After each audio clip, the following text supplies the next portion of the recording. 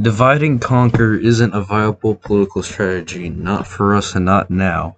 It's not helping the movement to attack people who are currently ideologically decent but don't have a perfect backstory or past political views. If you don't like JD Vance, that's perfectly fine. No one is making you support him, publicly or otherwise. You don't have to attack him though, just stand by and let things play out. Tearing each other apart is exactly what our opponents want. This is from Gabe Vardini. I think one of the more rational people on Twitter, and this is relating to an argument that has developed on Twitter between Red Eagle Politics, Real American Politics, Nick Fuentes, and others. And people have taken different positions on the issue. Oh yeah, also DC perspective as well. What's happened is that people are arguing about JD Vance and how he isn't so how he's like populist ink or whatever, and that he's not true America first conservative or whatever. But as I will discuss in this video, JD Vance, probably out of all the candidates for the Ohio Senate race currently, the two major candidates being Josh Mandel and Jane Timken, who are both terrible. I will discuss that later as well. JD Vance is the best option for us at the moment. With so many terrible candidates running, basically being so overly sycophantic to Trump, and just vying for his endorsement continuously. So this started earlier when Nick Fuentes replied to Real American Politics tweet relating to JD Vance. I think he has since deleted that tweet.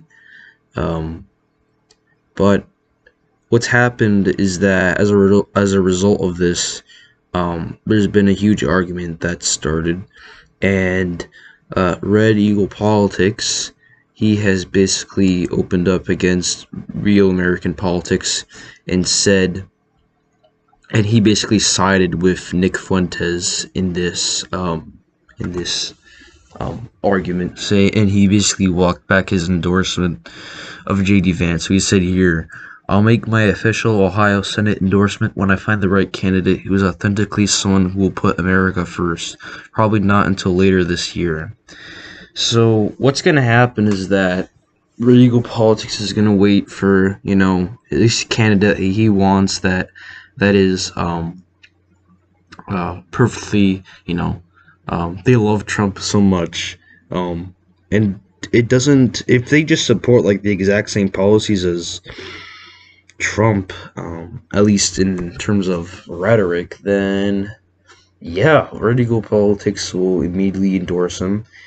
And it's just, and I was watching an interesting live stream that Red Eagle Politics had, where he had DC Perspective, he's also a good person. I'll put his Twitter in the description, and his YouTube channel. He has a very good YouTube channel as well. You guys should definitely watch that. But yeah, basically in the live stream, Red Eagle Politics talked with Real American Politics and DC Perspective about this issue, and basically his argument was that he voted for Evan McMullin in the past. He said I think he said like he could tolerate it first, but then he talked about these silly articles that JD Vance wrote in 2017, 2016, and earlier.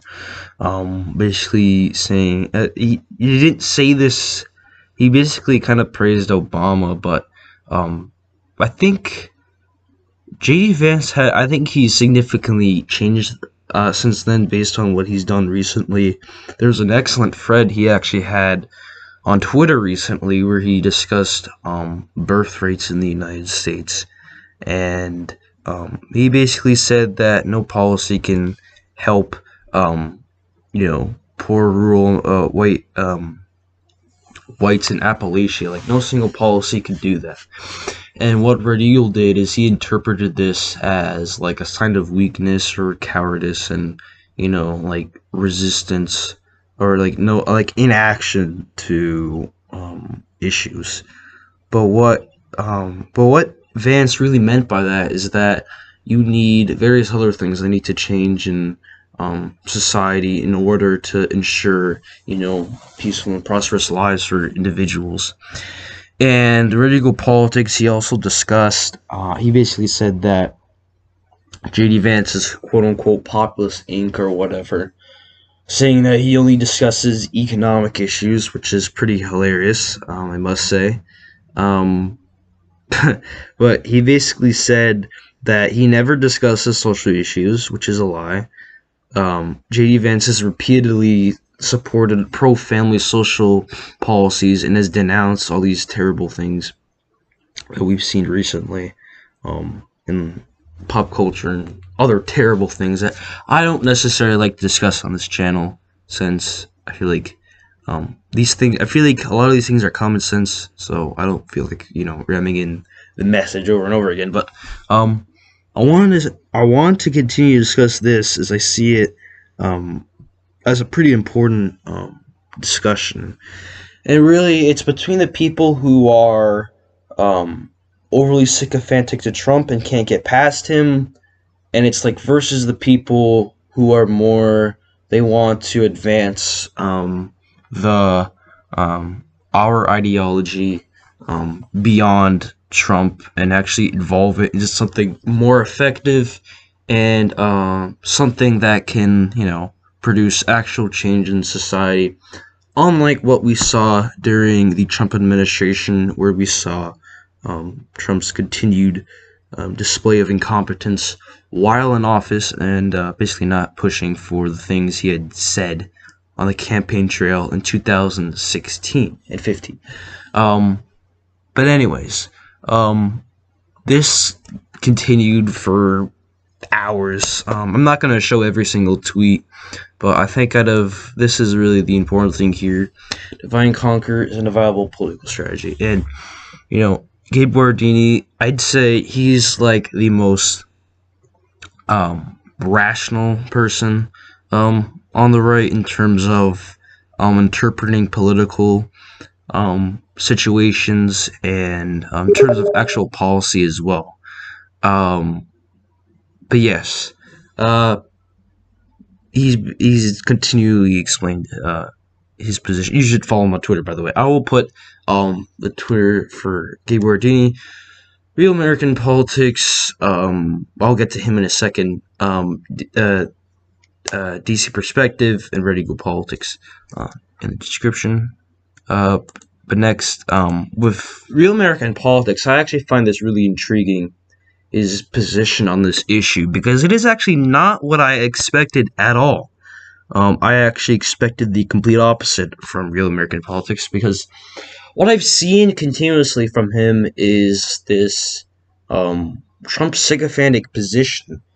I think he is beginning to kind of change from that perspective, and I think that this incident is important in that regard. Nick Fuentes, he basically replied to Real American Politics, his original tweet, and of course he got tons of support from all the people who can't think independently and always follow the lead of certain individuals. But I do find it very intriguing that he did take this position. He basically said that J.D. Vance, he's like the best we have at the moment.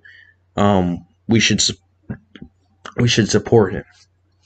And we haven't seen any other candidate who has even come close to, the ideological level that Vance is on right now. Like Josh McDowell and Jane Timken, they're both terrible candidates. I'll talk about Jane Timken. In her campaign ad, it honestly looked like a template of a Trump ad that was added with some minor things. Like, it's always the generic things like, oh, I'll fight for your Second Amendment. I'll I'll protect Ohio workers. The typical things that you see from the Trump Republican people. Um, and yeah, she's absolutely abysmal. She's also a woman. uh, I don't like women in politics because they usually cave to other positions. You've rarely seen any good ideologically superior female politicians in America, practically at all. It is really concerning, but I mean, yeah, you also have Josh Mandel, who is a complete he's a complete clown. I don't even know who even supports him unironically. He's an absolute failure, and even on the predicted page he doesn't even have a picture in terms of like, the Ohio Senate primary. But the next thing I will discuss is David Chapman, who I think he's really made a name for himself in terms of I think he's on a whole different level in terms of sycophancy to Donald Trump. He really cannot get over Trump, and he openly attacks Ron DeSantis. He simps for Kristi Noem. He was coping so hard when Tucker Carlson completely obliterated her on his show. He wasn't. He honestly, he wasn't even trying, but he was coping very hard about that incident, and he has basically continuously every single day for the past week or so been whining about JD Vance, Ron DeSantis. I think he could play about Josh Hawley as well. And basically always supporting Trump no matter what. So I mean, see over the year, former and future President Donald J. Trump. It's just ridiculous things like this that I can't take these people seriously at all. I really can't. Because when you're loyal to, again, I actually tweeted about this here. Nick Fuentes said that Populist Inc. is a greater threat than Conservative Inc. And I said the people who are Populist Inc. are literally the ones who call themselves populist. And exactly. What you've seen, I think this is the same thing with, I'd say Red Eagle politics as well. As thing is with Red Eagle, he's so obsessed with social issues. That's not what I meant. He's so obsessed with Donald Trump and like finding the most ideologically pure individuals that will perfectly serve his vision. And his vision is always, sycophancy to Trump. Who can run who can run the most similar to Trump, and it doesn't even matter in terms of like whatever policies they might actually push for while in office, which, as I've discussed with Donald Trump previously and previously in this video, Trump had continuously proved his incompetence in office and did little. He did the complete opposite of doing what he did. He basically did the complete opposite of what he campaigned on. He gave positions to Goldman Sachs individuals. His entire 2017 Republican tax bill incentivized outsourcing. There's actually more outsourcing in Trump's first term than there was in Obama's first term. That's not a defense of Obama, obviously. I mean, outsourcing is terrible no matter the number, or it doesn't matter. It's always terrible. It doesn't matter who's president. There's been a lot of coping with that as well, and it's indirect, but what people have said is, Trump is this national populist leader who, I just find it so ironic. Oh, it's that national populist leader who fought for corporate tax cuts. The national populist leader, everyone. Yes, the national populist leader who cut regulations for corporations. But he increased wages for workers. No, he didn't. Trump's economic policies are basically they were trickle down economics essentially. basically believing that somehow cutting taxes for corporations in the top 1% will somehow trickle down, quote unquote, to the rest of the population. When again, this economic policy has been proven terrible over and over and over again. What people do is that they don't accept this, and they instead believe that somehow Trump was this brave national populist leader, and yeah, he's a fighter. Yeah, he's a fighter. Trump was a fighter for the ruling class, because that's basically what he was, anyways. And I said here, if you're an actual populist, you wouldn't be so sycophantic to a New York City billionaire believing that somehow Trump is the way to go when he's already proven his incompetence while in office. And I said earlier, it's the same people who say Trump was a national populist leader when that couldn't be farther from the truth. Trumpism, quote unquote, is generic conservatism with better rhetoric with the same policies, more or less. And that's exactly correct. When Trump was in office, he basically did the same, almost the exact same thing as George W. Bush, with like minor differences in like foreign policy. But Trump still continued foreign wars in the Middle East, despite people who always say that like he stopped the wars or whatever. And that's not true. But yeah. The final point I want to get to, going back to JD Vance, I kind of went off about Donald Trump for a bit, and like this populist ink term that people have brought up, that people use to basically delegitimize actual, effective opposition to, like their actual ideology, which is like Trumpism. It's not right-wing populism. Oh yeah, I was about to say, JD Vance. So what we've seen is that people complaining about JD Vance going to Yale when you have various other right-wing politicians such as Pat Buchanan and even Donald Trump himself. I mean, Donald Trump is literally born into the higher echelons of New York City society, and it's actually the same tactics that the conservative establishment used against Donald Trump in 2016 is actually what the Trumpist people are using on Twitter now against JD Vance, saying that, oh, he went to Yale. How does he understand the suffering of lower class white individuals? And I mean, this isn't a problem for Trump apparently, because Trump proved himself. He proved himself on office when he clearly didn't. A lot of coping in that regard, but you also have, yeah, as I said, Pat Buchanan. I forgot which university. He went to these two universities. I don't remember which ones, but some elitist universities.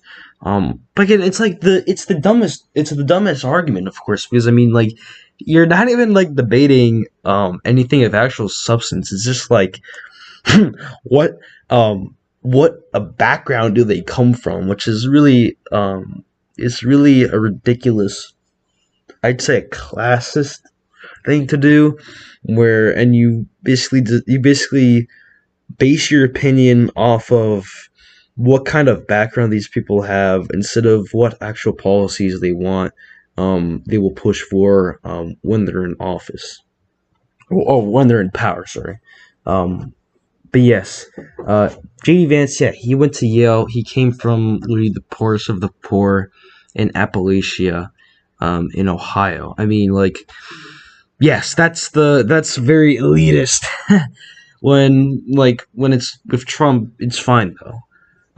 That's the last thing I want to point out. That's the dumbest argument out of all the arguments made against JD Vance. I think out of all the arguments made against JD Vance, the most legitimate would be the ones. I think the one about the article here about Obama. I feel like that's bad, but you have plenty of other really good things that Vance has talked about. You've seen from I think he went on Tucker Carlson. I don't remember exactly what he talked about, but I'll try and put some videos actually of JD Vance talking about this, talking about important issues like economic issues, And yeah, I'll play some videos and then I'll be back. Take two companies, one in Ohio that's employing a lot of good middle-class people in manufacturing jobs, making sure that people who don't have a college degree are able to achieve the American dream. That's one company. Another company, Apple Computers, we all use their products. I'm using one right now for this talk. Apple Computers uses literal Chinese slaves to undercut American wages, to sell American intellectual property and American ingenuity to our biggest national security enemy, the Chinese Communist Party. I don't want to cut taxes on both of those companies. I want to cut taxes on the company in Ohio that's employing American workers, creating good American jobs, and I want to raise taxes on Apple if it's going to undercut American jobs and American wages by shipping its corporations, operations, and intellectual property overseas. We need to be willing to say some things are good. American families are good. American middle-class jobs are good. American companies are good. We should be cutting taxes on those things. We should not be cutting taxes on companies that hate our values, that are shipping jobs overseas, that are making it harder for our people to live the American dream. One of my favorite quotes from my very favorite president, Abraham Lincoln, said, the dogmas of the quiet past are inadequate to the stormy present. The dogmas of the quiet past are inadequate to the stormy present. We're entering an era of political life for the conservative movement where the dogmas of the quiet past are inadequate to the stormy present. We need to do something different. We need to offer a different set of solutions, and we need to recognize that we're not just going up against the government and the Biden administration right now. We're going up against corporations that are increasingly the biggest threats to our way of life and to our fundamental freedoms as Americans. That is the problem that we confront. The only question is whether we have the courage to actually confront it in the way that it has to be. If I run for Senate, I will be the guy who confronts this, who describes the problem head on and talks about what must be done in the future to solve these problems. I won't be terrified of using our political power. I won't be terrified of actually doing something about the biggest threats to the American way. J.D. Vance has seen both sides of the power divide. We're happy to have him on tonight to assess what's going on here. J.D. Vance, you are a keen observer of American life, and you have to have noticed that an awful lot of powerful people, the most powerful people, describe themselves as victims. What do you think is going on, and what's the effect? Well, I think what's going on is this is fundamentally about power. As you said in your monologue, Tucker, if you're a victim, then you are owed things instead of being owed, or instead of owing your society things in return. Right. And I find this just really vile, because if you think about the purpose of a ruling class, it's fundamentally to govern the country effectively on the one hand and pass on traditions and character and values on the other hand.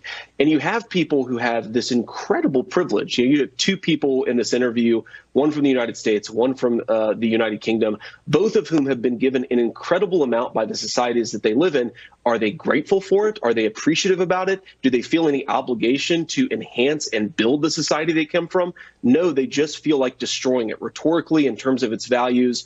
No sense that they owe something to the country and to the people who occupy it. And that's just a terrible attitude to have if you're governing a country. And it has effects, because once you decide that you're owed, you get to ignore all the people beneath you. Has there ever been a ruling class in a functioning country that paid less attention to those on the lower rungs? Well, not in a functioning country. I think you can probably pick to a number of instances in history where a ruling class felt like it was constantly owed. And of course, that didn't end up very well for the ruling class or for the people who were governed. But the other really pernicious effect this has, of course, is on our country's children. I mean, think of how many kids were watching that interview. And if you come, whether from privilege or from tough circumstances, think about the values we want children to have: resilience, character, hard work, gratitude. None of that was on display in that interview. And unfortunately, it's an attitude that's all too common among our ruling class, which just means that our kids, instead of being taught virtue and character from our leaders, are just being taught how to complain all the time. I just find it so remarkable that no one is allowed to say this. Now, I'm not exactly sure what happened with Piers Morgan. Whether you agree with it or not, he's very talented on television. He's been on this show a lot. He left his job after criticizing her. Again, we'll find out why. But there does seem to be a noticeable lack of people saying the obvious, which is really, you're a princess or duchess or whatever you are, and you're complaining about some argument you had with your sister-in-law over a dress 3 years ago? Like, wake up. Why can't anyone say that? Well, I think the reason people can't say it is because it would make the lives of the people in power harder, right? If you think about the attitude of, let's say, modern American corporations and how they're trying to avoid the fact that they're plundering the country and avoid the fact that there should be a conversation around that by talking about diversity on their boards, by talking about the ways in which the leaders of the companies have been victimized. This is fundamentally a tactic to distract from the fact that our ruling class has failed to govern the country effectively. So you ask what the effect of it is. The effect of it is we're not having a real conversation about how broken our respective societies are. We're having a conversation about how a literal royal is oppressed. And that's what happens in a non-functioning society. As they loot the country, as you just correctly noted. So smart. JD Vance, I really appreciate your coming on tonight. Thank you. Thanks, Tucker. Okay, so as you saw in those videos, JD Vance has very good positions on economic policy and, you know, helping the majority of the population. Very populist leading person. The thing is, I really hate using that term because, like, I really hate, because, like, the people who always say that they're populist are always the least populist people. Yeah. So another thing that people have said about JD Vance is that, oh, he doesn't oppose legal immigration. That's actually not true. In this Newsweek article, he says here, let's pause for a second to appreciate one of the wealthiest men in the world complaining about paying hardworking staff $20 an hour. The only thing he was missing was the Monopoly Manhattan cane. His argument, while vile, was at least intellectually honest. Normally, if we can't find workers at a given wage, we just get a bunch of immigrants to do the job. It's easy, but there are so few people coming in across the border, so we just have to pay the people here more. This is why the American labor movement opposed immigration expansion for much of the past century, until recently, when many labor unions decided that being woke took priority over protecting workers. So he used to support legal immigration, at least a limited legal immigration. I used to hold the same position, but I've changed since then. But this is the same thing he's done here. Again, out of all the candidates for the Ohio Senate race, JD Vance, he will be the best option out of all of them. And what they're doing right now is, with polling, they show JD Vance doing worse than James Timken and Josh Mandel against Amy Acton or Tim Ryan, and that's a lie. But that obviously won't even happen at all, because James Timken and Josh Mandel are completely terrible candidates. And also, there's been no polling between JD Vance and against Josh Mandel and James Timken, because they're scared that he's going to get high numbers. I think, again, I want to conclude this video by saying that I do endorse James David Vance for the Ohio Senate, and I do hope that he will be an effective member on Capitol Hill for fighting for the interests of the American middle class and preserving our culture, and, you know, making the country a much better place than it is currently. And I will leave in the description below link to my Twitter, link to the Twitters of Gabardini, Radio Politics, Real American Politics, DC Perspective, and yeah, that will be it. I hope you all have an excellent day, and I will see you all in the next video. Farewell, everyone.